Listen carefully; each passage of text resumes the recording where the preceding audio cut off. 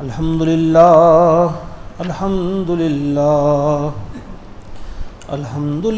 رب العالمین الصلاة والسلام علی رسولہ الامین محمد وعلی آلہ واصحابہ اجمعین اما بعد فقد قال اللہ عز وجل فاعوذ باللہ السمیع العلیم من الشیطان الرجیم بسم اللہ الرحمن الرحیم اقرأ باسم ربک الذی خلق خلق الانسان من علق اقرأ وربک الاکرم الذی علم بالقلم علم الانسان ما لم يعلم آمنت باللہ صدق اللہ العظیم رب اشرح لی صدری ویسر لی امری واحلل عقدۃ من لسانی یفقہوا قولی رب زدنی علما ربنا زدنا علما وحلما وفہما وألحقنا بالصالحین ربنا تقبل منا انك انت السمیع العلیم۔ معزز و محترم حاضرین، السلام علیکم ورحمۃ اللہ وبرکاتہ۔ سیرت سرور عالم صلی اللہ علیہ وسلم آپ سن رہے ہیں کچھ دنوں سے۔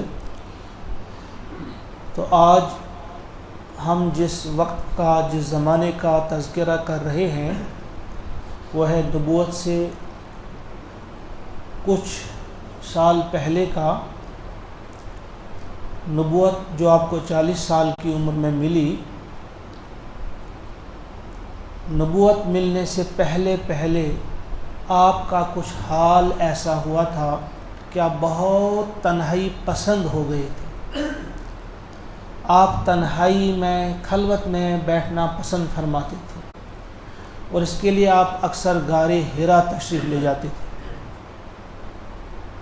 کچھ جو سیرت نگار ہیں انہوں نے لکھا ہے کہ آپ کا یہ معمول ہی تھا کہ آپ ہر سال رمضان المبارک میں غار حرا تشریف لے جاتے تھے، لیکن بہرحال کچھ لوگوں کا کہنا ہے کہ اکثر آپ جایا کرتے تھے، ہفتوں آپ بیٹھتے تھے، بلکہ 1 مہینے سے بھی زیادہ دیر تک آپ رہتے تھے۔ کبھی کبھی 1 مہینے کے بعد واپس آتے تھے، کبھی مہینے سے زیادہ بھی آپ رہتے تھے تنہائی میں، یعنی انتہائی تنہائی پسند آپ ہو گئے تھے۔ اس کی وجوہات کیا تھیں؟ کیوں آپ تنہائی پسند ہو گئے تھے؟ آپ کے دل و دماغ پہ کیا، کون سے حالات تھے؟ اس کا اندازہ ہم خود بھی کر سکتے ہیں کہ آپ اس وقت کے حالات کو دیکھ کر کڑتے تھے، ان برائیوں کو دیکھ کر آپ انتہائی رنجیدہ اور پریشان ہوتے تھے۔ آپ ان برائیوں کو مٹانے کے بارے میں غور و فکر کرتے تھے کہ کیسے یہ برائیاں، کیسے یہ جو بدتمیزیاں ہیں، بدمعاشیاں ہیں، کس طرح سے ان کو ختم کیا جائے، کس طرح سے ان کا کلا کما کیا جائے۔ اسی سوچ میں یا اسی خیال میں آپ اکثر خلوت میں جایا کرتے تھے اور بڑے گہرے ان خیالات میں ڈوبتے تھے آپ۔ تو اکثر آپ غار حرا تشریف لے جاتے تھے۔ پھر کیا ہوا کہ ایک رات ایسا ہوا، دیکھی ہوگی آپ نے وہ غار حرا بالکل مختصر سی جگہ ہے، صرف 2 آدمی وہاں رہ سکتے ہیں یا نماز پڑھ سکتے ہیں یا کوئی بھی عبادت کر سکتے ہیں۔ وہ 1 یا 2 کلومیٹر دور ہے مسجد حرام سے۔ آپ وہاں جاتے تھے۔ کس طرح سے آپ چڑھتے تھے؟ کوئی شارٹ کٹ ہوگا، آج جو ہم جاتے ہیں بائی روڈ، وہ راستہ تو تھا نہیں۔ تو وہاں بیٹھ کر آپ اندھیرے میں اور رات کے وقت بھی وہاں بیٹھنا اور غور و فکر کرنا، آپ اس میں مصروف تھے کہ ایک رات کیا ہوا، جو رمضان المبارک ہی کی رات تھی، 21ویں شب تھی، 23ویں تھی، 25ویں تھی، 27ویں تھی یا 29ویں تھی، یعنی آخری جو عشرہ تھا اس کی کوئی رات ہی تھی۔ اس شب میں کیا ہوتا ہے کہ حضرت جبرائیل علیہ السلام آتے ہیں اور آپ اسے دیکھ کر بالکل گھبراتے نہیں ہیں، آپ سیدھے بیٹھ جاتے ہیں۔ تو جبرائیل امین آپ سے کہتے ہیں، کچھ سیرت نگار کہتے ہیں اس سے پہلے آپ نے ان سے بتا دیا تھا کہ آپ نبی ہیں، کچھ کہتے ہیں کہ نہیں ابھی بتایا تو نہیں تھا، بلکہ سیدھا بٹھایا اور اس کے بعد انہیں اپنے سینے کے ساتھ لگایا، بھینچا اور کہا اقرا، پڑھیے۔ آپ نے کہا ما انا بقاری، کہ میں تو لکھی ہوئی تحریر پڑھ نہیں سکتا، یعنی میں لکھی ہوئی تحریر کو نہیں پڑھ سکتا، میں پڑھا لکھا نہیں ہوں۔ تو آپ نے پھر سینے سے لگایا اور بھینچا، یعنی زور سے اپنی طرف اسے دبایا۔ پھر آپ نے کہا اقرا، پھر آپ نے جواب دیا کہ نہیں میں لکھی ہوئی تحریر نہیں پڑھ سکتا، نہیں پڑھتا۔ تو پھر تیسری بار آپ نے بڑے ہی زور کے ساتھ انہیں بھیجا، اس کے بعد کہا اقرا بسم ربک الذی خلق، پڑھیے اپنے رب کے نام کے ساتھ جس نے پیدا کیا۔ جب رب کا نام بھی اس میں آ گیا تو فوراً نبی محترم صلی اللہ علیہ وسلم نے پڑھا اقرا بسم ربک الذی خلق۔ اس وقت آپ کی عمر مبارک 40 سال اور 6 ماہ تھی،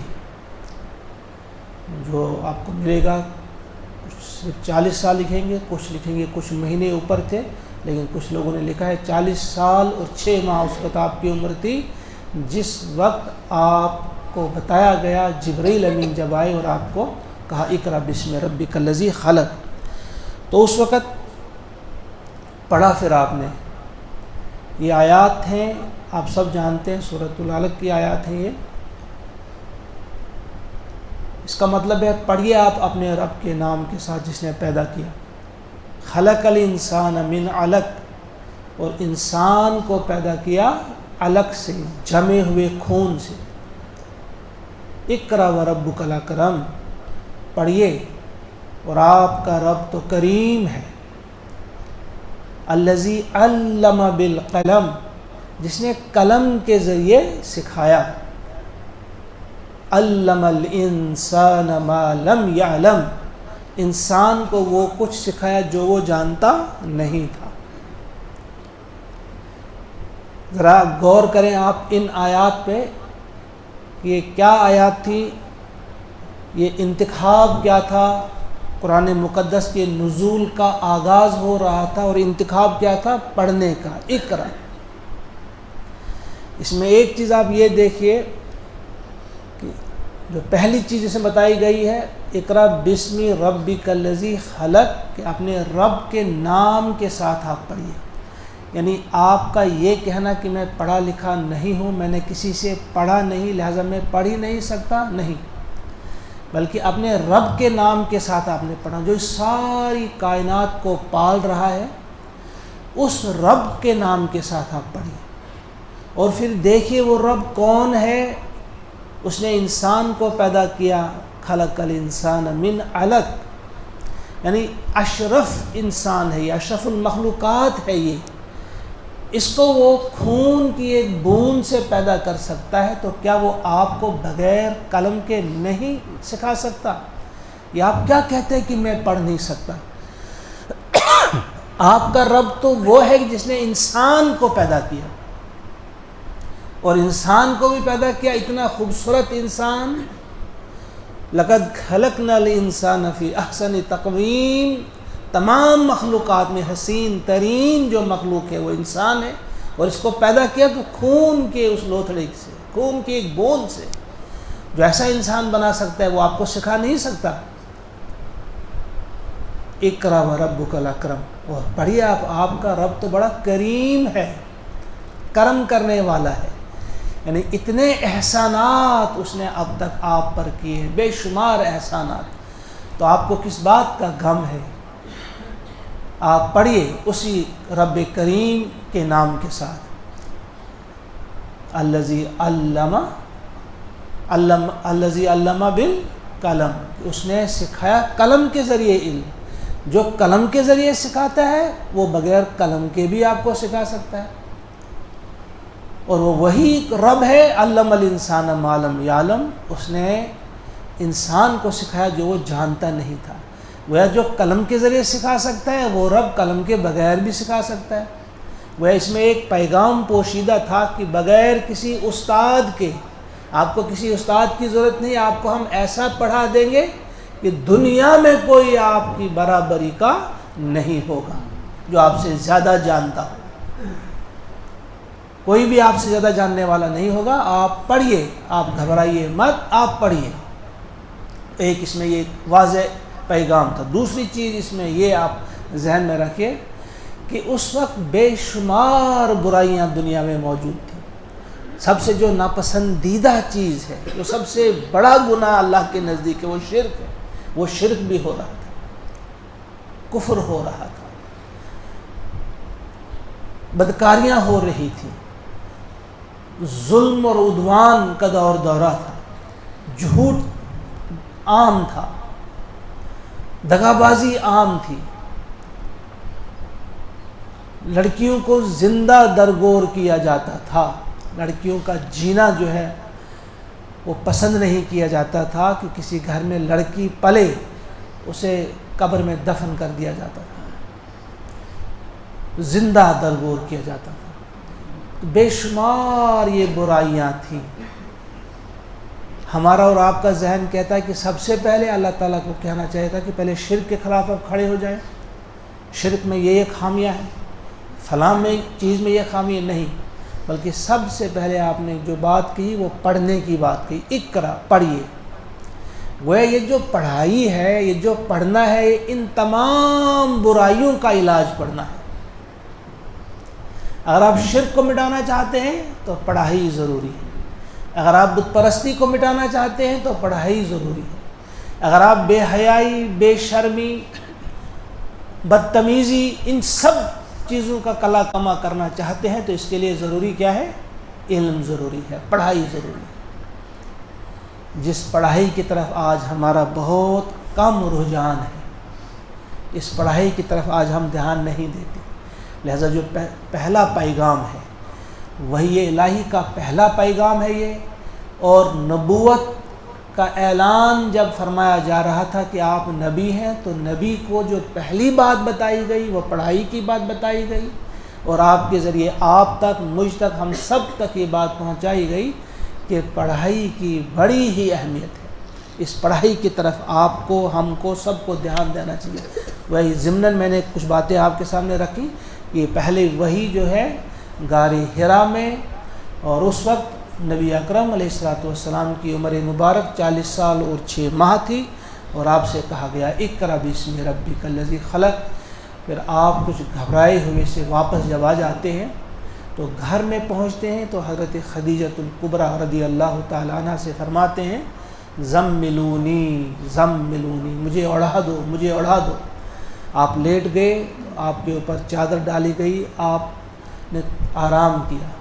جب تھوڑی سی آپ کو راحت ملی، کچھ قرار سا تھوڑا سا ملا، اس کے بعد آپ نے حضرت خدیجۃ الکبریٰ رضی اللہ تعالی عنہا سے فرمایا کہ مجھے جان کا ڈر لگ رہا ہے، یعنی کچھ ایسا بوجھ میں محسوس کر رہا ہوں کہ شاید میری جان نکل جائے گی۔ انا سنلقی علیک قولا ثقیلا، جو اللہ تعالیٰ نے فرمایا ہم آپ پر ڈالنے والے ہیں بھاری بوجھ، قول ثقیل، یعنی ایسا قول، ایسا حکم، ایسی بات ہم آپ پر نازل کر رہے ہیں جو بڑی گراں ہے، جو بڑی بھاری ہے۔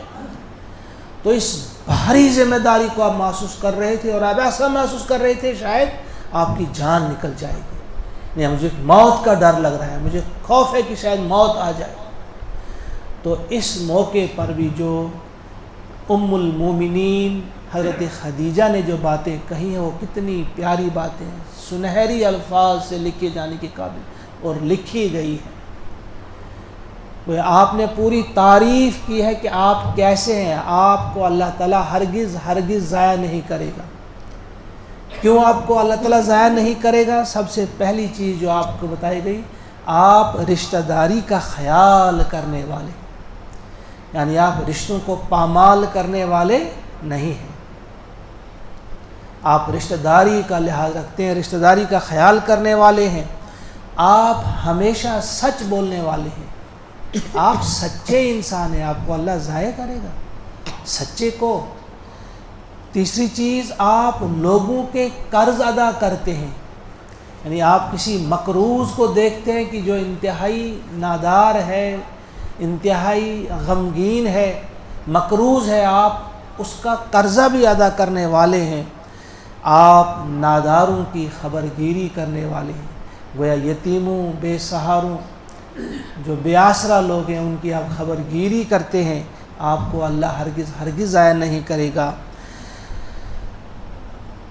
آپ لوگوں کی امانتیں ادا کرنے والے ہیں اور آپ مہمانوں کی ضیافت کرنے والے ہیں۔ یہ کچھ صفات اس وقت حضرت خدیجہ نے آپ کے گنائے کہ آپ کے اندر یہ اور یہ صفات ہیں، آپ کو اللہ تعالیٰ ہرگز ضائع نہیں کرے گا۔ اس وقت ڈھارس بندائی حضرت خدیجہ نے آپ کی۔ پھر کیا ہوا کہ آپ خود ہی حضرت خدیجہ الکبریٰ رضی اللہ تعالی عنہ آپ جاتی ہیں ورقہ بن نوفل جو آپ کا خفیزاد بھائی تھا، اس کے پاس جاتی ہیں آپ، جس نے عیسائیت قبول کی تھی اور اس نے کافی مطالعہ کیا تھا، نے تورات پڑھی تھی، وہ بہت بڑا عالم بن گیا تھا۔ اس کے پاس جاتی ہیں، یہ واقعہ بیان کرتی ہیں، تو انہوں نے کہا کہ یہ وہی ناموس، یعنی یہ وہی فرشتہ ہے جو عیسیٰ علیہ السلام پر اترتا، نے کہا اس کو میرے پاس لے آؤ۔ پھر وہ جاتی ہیں، دوسری بار رسول اکرم صلی اللہ علیہ وسلم کو ساتھ لے کر جاتی ہیں، اس کے بعد پورا واقعہ بیان کرتی ہیں اور کہتی ہیں ان ورقہ بن نوفل سے کہ اپنے بھتیجے سے آپ خود یہ چیزیں پوچھ لیجئے، آپ بتائیے اس سے کیا ہے۔ تو حضور نے ساری باتیں بتائیں، پورا واقعہ بتایا۔ اس کے بعد ورقہ بن نوفل نے کہا کہ واقعی یہ وہی فرشتہ ہے جو عیسیٰ علیہ السلام پر اللہ کا کلام اتارا کرتا تھا، اللہ کا پیغام لے کر آتا تھا۔ پھر اس وقت کہا آپ نے کہ کاش میں اس وقت زندہ رہتا جس وقت آپ کی قوم آپ کو اپنے وطن سے نکالے گی۔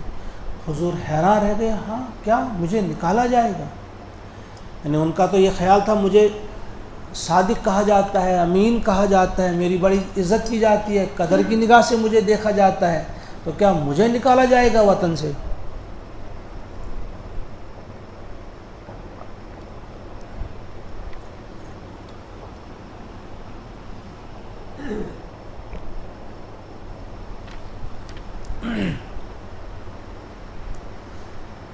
تو ورقہ بن نوفل نے کہا ہاں، صرف آپ ہی نہیں بلکہ جتنے بھی نبی آئے ہیں ان کے ساتھ ایسا ہی ہوا ہے۔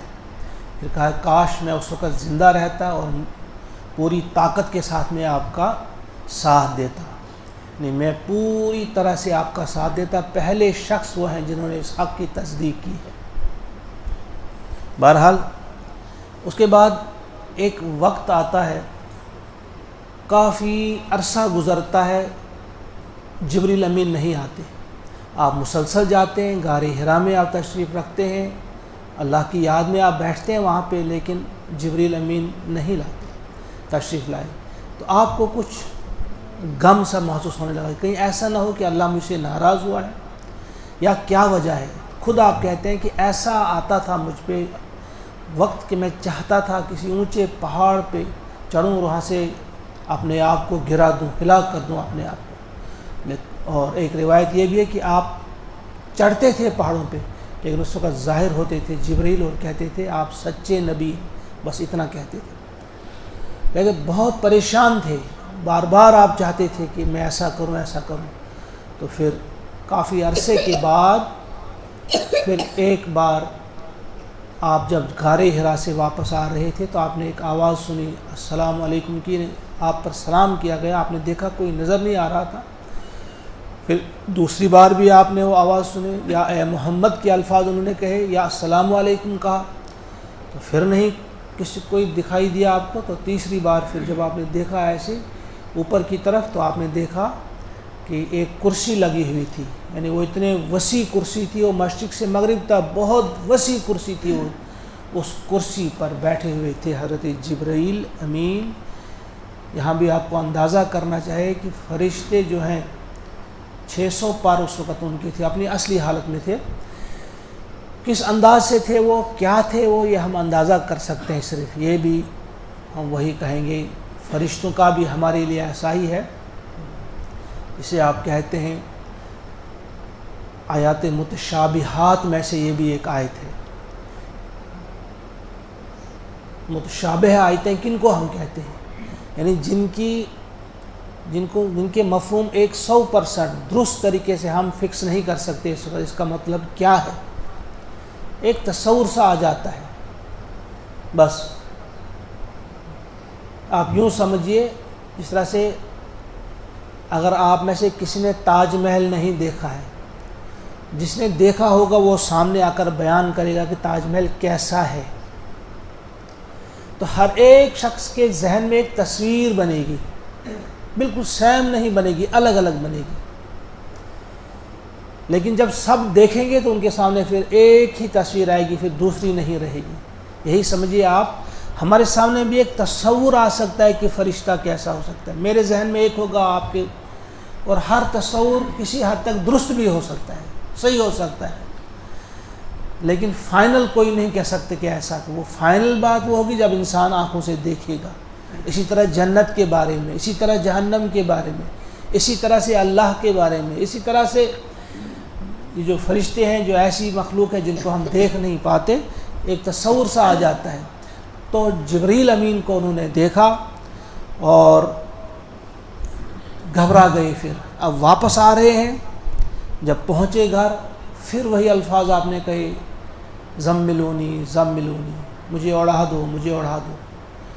ان کے اوپر کمبل ڈالا گیا یا لحاف کیا تھا آپ کے اوپر ڈالا گیا، لیکن اسی اثنا میں آواز آتی ہے، یا ایھا المدثر،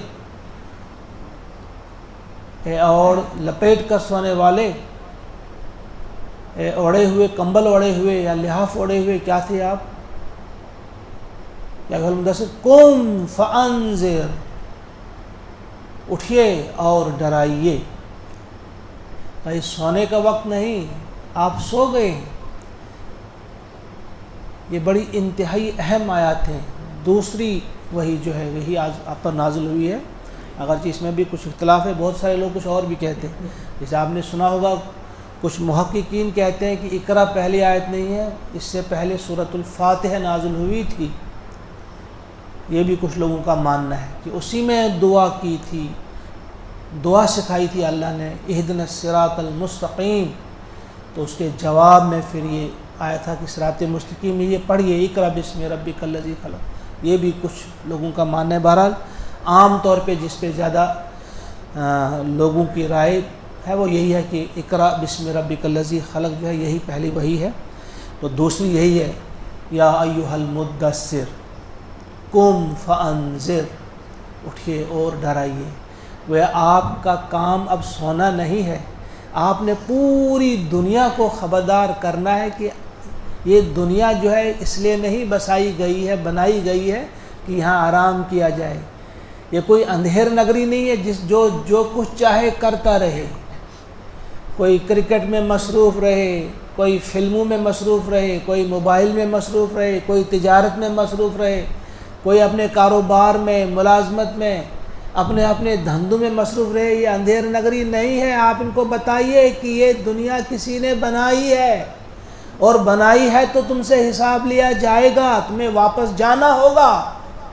قم فانذر وربک فکبر، اور پہلا کام جو آپ نے کرنا ہے کہ اپنے رب کی بڑائی بیان کیجیے، وربک، اور اپنے رب کی، فکبر، تکبیر، بڑائی، یعنی اس کا اعلان آپ نے کرنا ہے کہ کوئی بڑا نہیں، بس اللہ بڑا ہے، کوئی عبادت کے لائق نہیں، بس اللہ ہے، کوئی اس قابل نہیں کہ اس کی بات مانی جائے، بلکہ صرف اللہ کی بات ہے۔ اور کسی کا قانون آپ کو راحت اور چین اور سکون نہیں دے سکتا، امن نہیں دے سکتا، بس اللہ کا قانون ہے۔ یعنی اپنے رب کی بڑائی آپ نے بیان کرنی، اسی لیے ہم سے کہا جاتا ہے اذان ہوتی ہے تو اس میں اللہ اکبر بار بار کہا جاتا ہے، اقامت میں اللہ اکبر، جب آپ نماز ادا کرتے ہیں تو اللہ اکبر، رکوع میں جاتے ہیں تو اللہ اکبر، سجدے میں جاتے ہیں، سجدے سے اٹھتے ہیں تو بار بار آپ کی زبان سے ادا کرایا جاتا ہے اللہ اکبر، اللہ کی بڑائی کہ بس اللہ ہی بڑا ہے۔ اور آپ سے بھی یہی بات کہی گئی کہ پہلا کام آپ نے یہ کرنا ہے کہ آپ نے دنیا کے انسانوں کے سامنے یہ بات کہنی ہے وَرَبَّكَ فَكَبِّرْ، کہ بس اپنے رب کی آپ بڑائی بیان کریں۔ اس میں ایک اور مفہوم بھی ہے کہ جس ماحول میں آپ اپنے اللہ کا تعارف کرانے جا رہے تھے وہ انتہائی مخالف ماحول تھا، جو شرک و بت پرستی کا گڑھ تھا، وہاں خطرہ بھی ہو سکتا تھا، آپ کو کبھی کبھی ڈر بھی لگتا تھا کہ یہ بات کہوں میں ان لوگوں سے، تو اس وقت اس میں یہ پیغام بھی تھا کہ آپ ڈرنے کی کوئی بات نہیں، بڑا صرف اللہ ہے، طاقت صرف اللہ کے پاس ہے۔ وہ اس میں ایک یہ پیغام بھی تھا کہ آپ کسی سے مت گھبرائیں، گھبرانے کی بات نہیں، ہاں اگر ڈرنا ہوگا تو ایک ذات ہے اللہ کی، اس سے ڈریے، آپ کسی اور سے نہیں۔ وَرَبَّكَ فَكَبِّرْ، پھر وَثِيَابَكَ فَطَهِّرْ، اور اپنے کپڑے آپ پاک رکھیے۔ اس میں بڑا پیغام ہے، کپڑے پاک رکھنا ہم کس معنی میں استعمال کرتے ہیں؟ جیسے آپ بھی کہتے ہیں نا کسی کو یہ پاک دامن انسان ہے، اس کا دامن پاک ہے، اس سے مراد یہ نہیں کہ اس کے کپڑے صاف ہیں، وہ اس کا کریکٹر جو ہے وہ پاک ہے، صاف ہے۔ ثیابک فطاہر، اس کا ایک معنی یہ ہے کہ اپنے کردار کو آپ صاف رکھیے، اپنے اندرون کو صاف رکھیے، شرک کی غلاظت سے، گندگی سے، کفر کی گندگی سے، جھوٹ، بددیانتی، بدنیتی، نفرت، حسد، بغض، عداوت، ان سب گندگیوں سے اپنے آپ کو پاک رکھیے، ان سب گندگیوں سے پاک رکھیے اپنے آپ کو۔ ایک مفہوم اس کا یہ ہے، معنی اس کی یہ ہے، اور ایک مطلب اس کا یہ بھی ہے کہ آپ جس طرح سے اس وقت سمجھا جاتا تھا کہ جو جتنا زیادہ اپنے آپ کو خدا دوست کہتا تھا وہ اتنا گندا رہتا تھا، کسی غار میں بیٹھ گیا، اس کے کپڑے گندے، اس کے جسم گندا، وہ برسوں جو ہے نہتا ہی نہیں تھا، اسی کو سمجھتا تھا کہ یہی خدا دوست کی نشانی ہے۔ تو کہا ایسا نہیں ہے، جو اللہ کا نیک بندہ ہوگا وہ بالکل گندگی پسند نہیں کرے گا، اس کے کپڑے صاف ہوں گے، اس کا جسم صاف ہوگا، اس کی ظاہری شکل و صورت بھی جو ہوگی وہ صاف ہوگی، اور اس کا اندرون بھی صاف ہوگا۔ وَثِيَابَكَ فَطَهِّرْ، گویا یہ کوئی نیکی نہیں کہ آپ میلے کچیلے کپڑے پہنیں، اسی لیے ہمیں حکم ہے، ہم سے کہا گیا ہے کہ اگر آپ کو وسعت ہے آپ اچھے کپڑے پہنیں، اچھے کپڑے آپ پہنیں، اچھا لباس آپ پہنیں، اسے صاف ستھرا رکھیں۔ میلا کچیلا لباس جو ہے، یا اپنے سر کے بال، وہ ایک شخص بیٹھا ہوا تھا مسجد میں، تو نبی اکرم صلی اللہ علیہ وسلم نے کہا چلے جاؤ، کیا آپ کے پاس تیل نہیں، کنگھا نہیں؟ یہ تو شیطان کی صورت آپ نے بنائی ہے۔ وہ ایسے ہی بیٹھا ہوا تھا، اس نے کنگھی نہیں کی ہوئی تھی، اس کے بال بکھرے ہوئے تھے، تو آپ پاکی پر آپ نے بہت زور دیا ہے، بلکہ فرمایا ہے الطہور شطر الایمان، ایمان کا حصہ ہے پاکی، یا الطہور نصف الایمان، بلکہ آدھا ایمان ہے۔ لہذا پاک صاف رہنا، کپڑوں کو صاف رکھنا، اپنے جسم کو صاف رکھنا، اپنے دل و دماغ کو صاف رکھنا، یہ آغاز ہی میں یہ بات بتا دی گئی وَثِيَابَكَ فَطَهِّرْ۔ ایک اور چیز اس میں کپڑوں کو پاک رکھنے کے سلسلے میں ایک اور مفہوم بھی ہے، اس میں یہ بھی ہے کہ ایسا لباس آپ نہیں پہنیں گے کہ جس سے تکبر جھلکتا ہو، جس کو کوئی بھی شخص دیکھے وہ سمجھے یہ ایک متکبر انسان جا رہا ہے، متکبرانہ لباس بھی آپ نے نہیں پہننا ہے۔ پاک لباس پہننے میں ایک چیز یہ بھی ہے جو آج ہم عام طور پہ دیکھتے ہیں، اس بات کو ٹھیک طرح سے ذہن میں آپ بٹھا لیجئے، جب بھی آپ کو کپڑا خریدنا ہو تو ایسا خریدیں جس میں شائستگی ہو، جس میں کوئی وہ سفلا پن نہ ہو۔ آج ہم کپڑے جب خریدتے ہیں، ہمارے کچھ دوست اس پہ کچھ لکھا ہوا ہوتا ہے، ہم نماز میں ہوتے ہیں، سامنے والی صف میں وہ کھڑا ہوتا ہے تو یقیناً پچھلے والا انسان اسے دیکھتا ہے اور پڑھنے لگتا ہے، اور اس کی توجہ بھی ہٹتی ہے، بھئی آپ کیوں ایسے ہی کپڑے خریدتے ہیں جن میں کچھ لکھا ہے؟ بلکہ کچھ تو ایسا کرتے ہیں ان میں کسی جانور کی تصویر بھی ہوتی ہے، وہ تو سیدھی سی اس کی نماز کہاں ہے کہ اس نے اپنی نماز بھی برباد کر دی، دوسروں کی نماز بھی برباد کر دی۔ آپ کے کپڑے جو ہیں ایسے ہوں آپ کے جن میں کوئی تصویر نہ بنی ہوئی ہو، بلکہ کوئی تحریر بھی نہ ہو، کوئی چیز لکھی ہوئی بھی نہ ہو۔ جس وقت آپ اسلام قبول کرتے ہیں، ایمان کے دائرے میں آتے ہیں، اس وقت کے بعد آپ کو ہر کام سوچ سمجھ کر کرنا ہے۔ منع نہیں ہے اچھے کپڑے پہننا، اچھے کپڑے آپ پہنیے، خوبصورت پہنیے، مگر ان باتوں کا دھیان رکھے، کوئی تحریر ان میں نہ ہو، کوئی چیزیں لکھی ہوئی نہ ہو کہ دوسروں کی توجہ بھی آپ ہٹائیں گے، اور کوئی تصویر ان میں نہ ہو، اور ساتر ہوں وہ، آپ کا سطر بھی ان سے چھپ جاتا ہو۔ تو یہ اس میں یہ مفہوم بھی ہے وَثِيَابَكَ فَطَهِّرْ وَالرُّجْزَ فَهْجُرْ۔ بس یہاں تک یہ جو تھی یہ آیات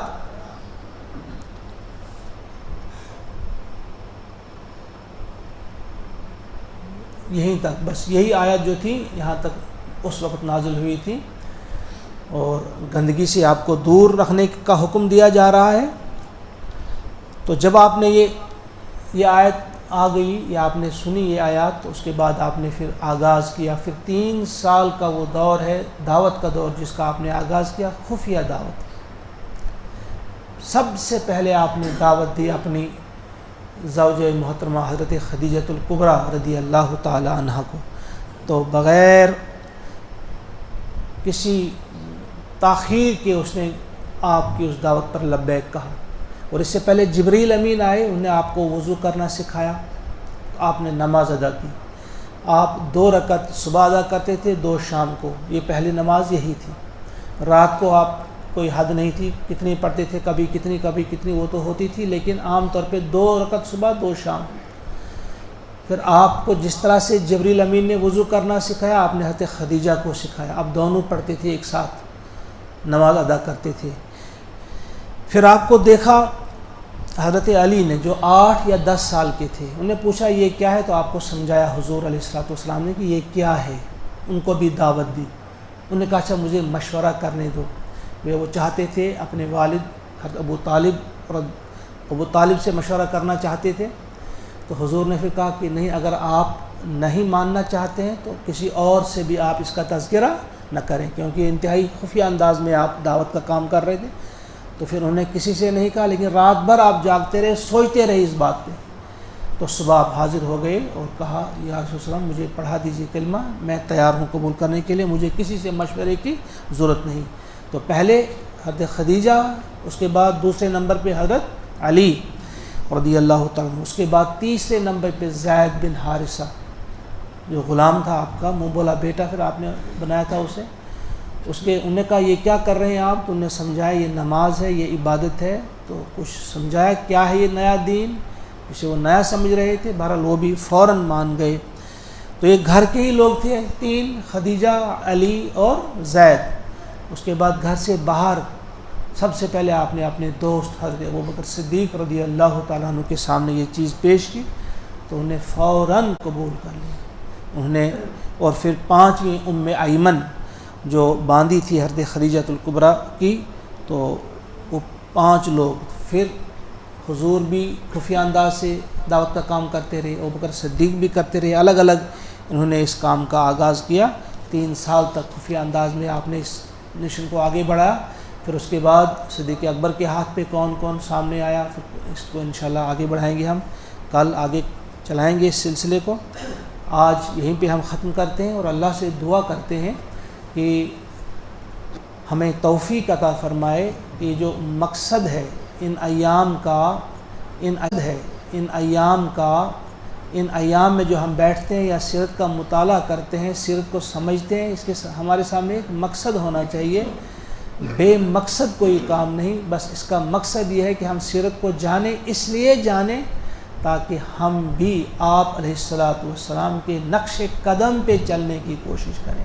آپ سے خوبصورت کسی کی سیرت نہیں، آپ سے خوبصورت کسی کے عادات نہیں، آپ سے خوبصورت کسی کے بول نہیں، آپ سے خوبصورت کسی کی زندگی نہیں، آپ سے زیادہ حسین کسی کے آداب نہیں، کسی کی گفتگو نہیں۔ لہذا ہمیں بھی آپ ہی کے نقش قدم پہ چلنے کی پوری کوشش کرنی چاہیے۔ اللہ تعالی ہمیں توفیق عطا فرمائے، وہی توفیق عطا کرے تو ایسا ہو سکتا ہے، اس کی توفیق کے بغیر کچھ بھی نہیں ہو سکتا۔ لہذا اسی سے ہم مانگتے ہیں کہ اللہ ہمیں توفیق عطا فرما۔